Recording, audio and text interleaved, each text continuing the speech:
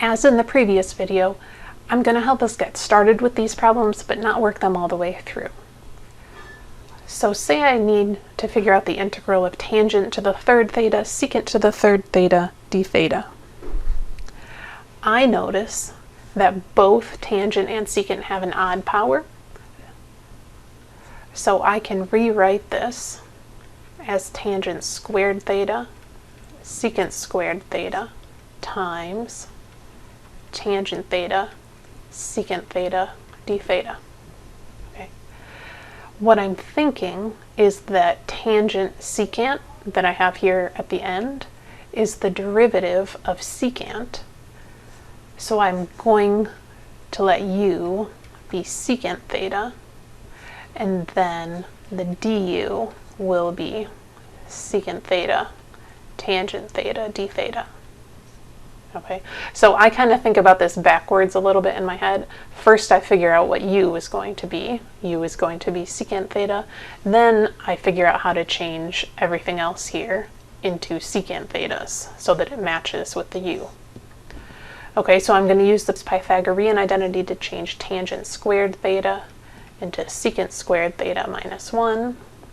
Here's the secant squared theta, and then times tangent theta, secant theta, d theta.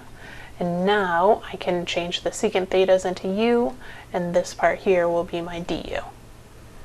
Okay, now I changed our problem very slightly.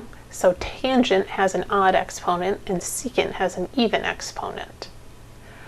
In this case, I want to keep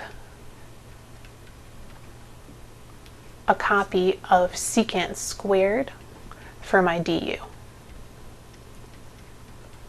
Okay, so I'm thinking that if u is tangent theta, then the du is going to be secant squared theta, d theta. So I'm going to keep this secant squared theta, d theta.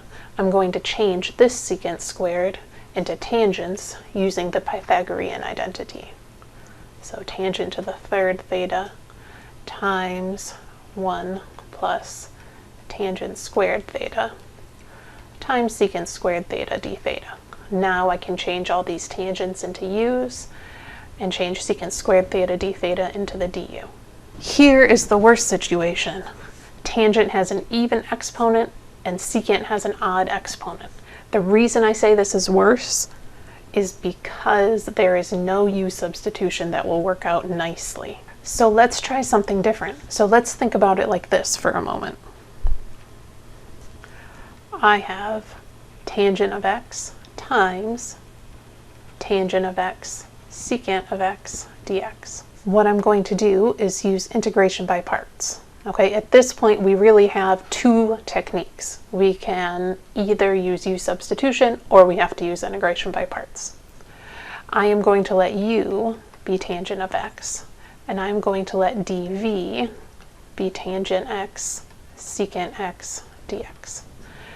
The reason I split up the tangent squared like this is because this is something I know the antiderivative for. The antiderivative for tangent x secant x is secant x, and then du is going to be secant squared x dx. So now we have u times v, which is tangent x times secant x, minus the integral of v du, which is secant x times secant squared x,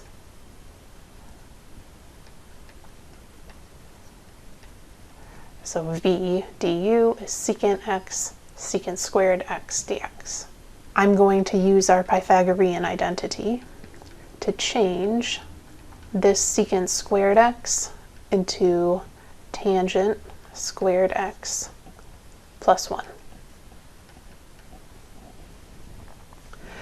Then I'm going to distribute the secant x, and I'll split up the integral at the same time.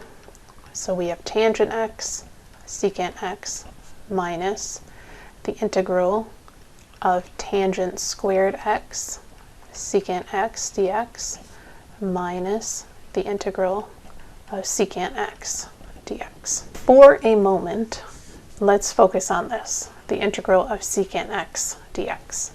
This is not at all straightforward, and honestly, at this point, you should probably just memorize what this integral is, but I thought we'd walk through it one time. So I'm going to think of this as a fraction. The secant x, of course, is on top. And I'm going to multiply the top and the bottom of this fraction by tangent x plus secant x.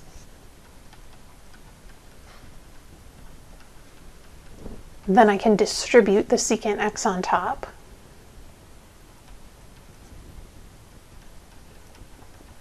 And now we can do a u substitution. U is going to be secant x plus tangent x, which is the bottom of this fraction. Du is the derivative of secant x, which is secant x tangent x, plus the derivative of tangent x, which is secant squared x dx.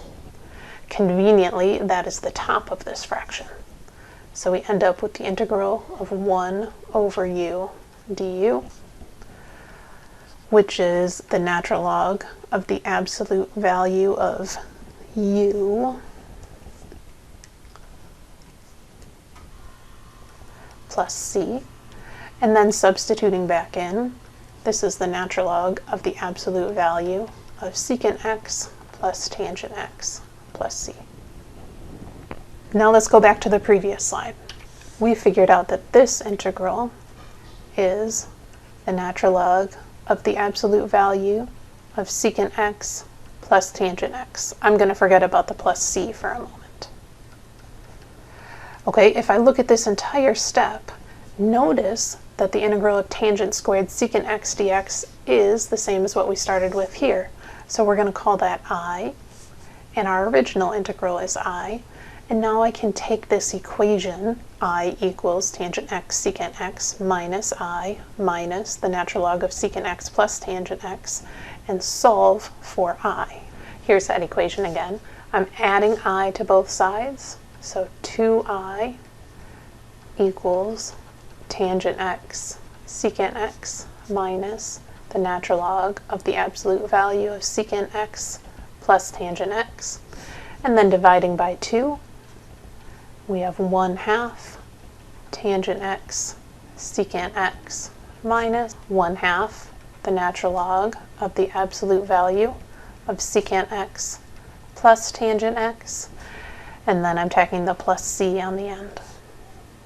So this is our final answer to that problem.